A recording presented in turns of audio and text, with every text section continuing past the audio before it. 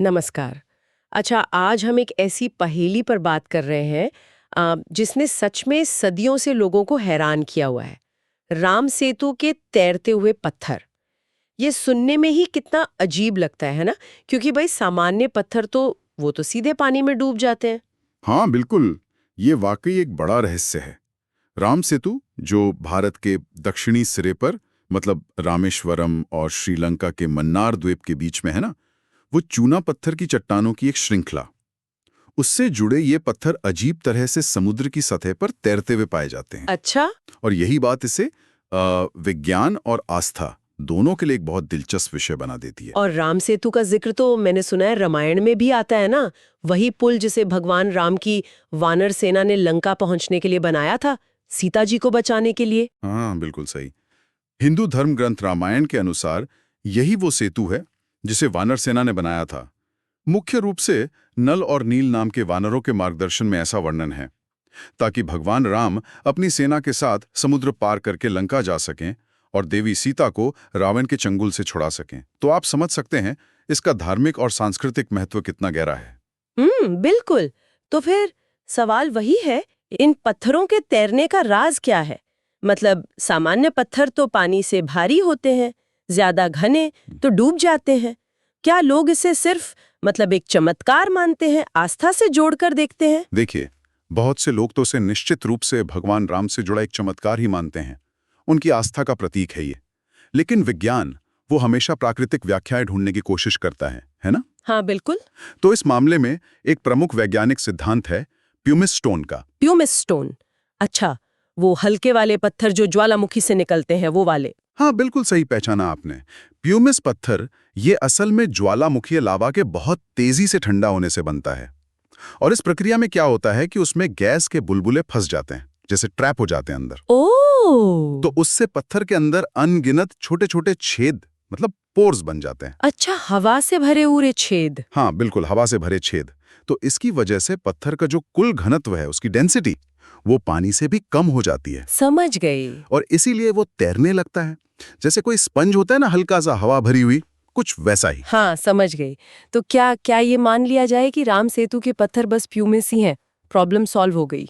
यही पर हाँ, मामला थोड़ा सा पेचीदा हो जाता है। बात इतनी सीधी नहीं है। अच्छा, क्यों? दिक्कत यह है कि जो सामान्य प्यूमिस पत्थर होते हैं ना, वो हमेशा के लिए नहीं तैरते। ओह! समय के साथ धीरे धीरे उनके छेदों में पानी भरता जाता है। अच्छा। तो फिर उनका घनत्व बढ़ता है और आखिरकार वो डूब जाते हैं। लेकिन राम सेतु वाले पत्थर, वो तो। हाँ, वही बात है। राम सेतु से जुड़े ये पत्थर तो कथित तौर पर सदियों से तैर रहे हैं, या शायद हजारों सालों से। हजारों सालों से। अरे वाह! तो ये जो केवल प्यूमिस वाला सिद्धांत है ना, ये इतने लंबे समय तक तैरने की गुत्थी को पूरी तरह नहीं सुलझा पाता। ये तो वाकई दिलचस्प मोड़ है। तो अगर ये सामान्य प्यूमिस वाली बात पूरी तरह फिट नहीं बैठ रही, तो फिर विज्ञान और क्या संभावनाएं देखता है? क्या कोई और थियरी है? देखिए, ईमानदारी से कहूं तो विज्ञान के पास अभी तक कोई एकदम पक्का सर्वमान्य जवाब नहीं है। अच्छा। कुछ अटकलें ये हैं कि ये शायद सामान्य प्यूमिस ना होकर किसी खास किस्म के पत्थर हों। हो सकता है उनमें कोई अनोखा मिनरल मिक्सचर हो, कोई खनिज मिश्रण जो उन्हें स्थायी रूप से हल्का बनाता हो। या ये भी एक संभावना सोची जा सकती है कि शायद उन्हें किसी अ, अज्ञात प्राचीन तकनीक या प्रक्रिया से ट्रीट किया गया हो। किसी तरह का ट्रीटमेंट। हाँ, ताकि वे पानी ना सूखें।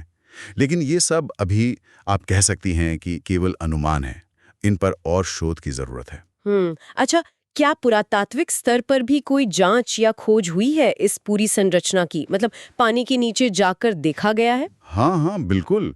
भारतीय पुरातत्व सर्वेक्षण मतलब ASI ने साल 2002 के आसपास इस क्षेत्र में पानी के नीचे कुछ सर्वे किए थे। अच्छा, तो क्या मिला उन्हें? उन्हें समुद्र तल पर पत्थर और रीफ जैसी संरचनाओं की एक एक कतार मिली। रीफ मतलब वो समुद्री चट्टानें या मूंगे की चट्टानें होती ना, वैसी प्राकृतिक या अप्राकृतिक बनावट। और ये संरचना भारत और श्रीलंका को एक तरह से जोड़ती हुई सी लगती है।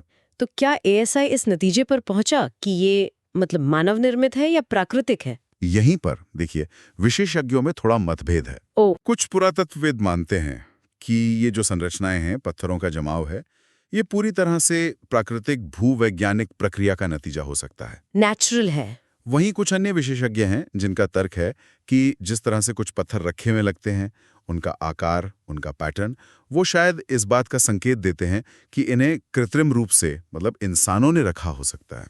तो मतलब पुरातात्विक साक्ष्य भी अभी कोई निर्णायक जवाब नहीं दे रहे हैं। नहीं, अभी तक तो नहीं, बिल्कुल निर्णायक नहीं है। तो कुल मिलाकर स्थिति अभी भी काफी अस्पष्ट है।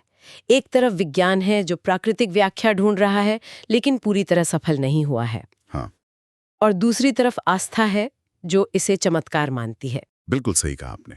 सच शायद इन दोनों के बीच कहीं छिपा हो, या शायद हमारी जो वर्तमान समझ है उससे परे हो। वैज्ञानिक दृष्टिकोण से देखें तो ये एक अनसुलझी पहेली बनी हुई है। इस पर लगातार शोध और बहस जारी है।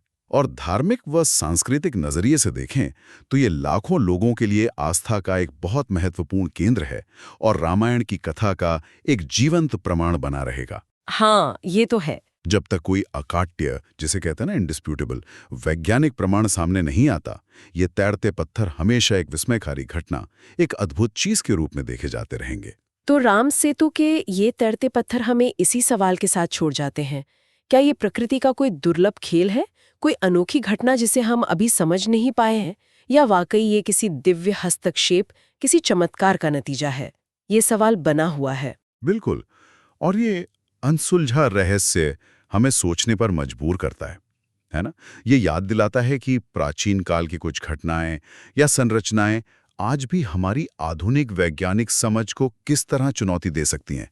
ये हमें इतिहास, प्रकृति और शायद उन अज्ञात तकनीकों या घटनाओं पर भी गौर करने को प्रेरित करता है, जिन्हें हम आज शायद पूरी तरह से समझ नहीं पाए हैं।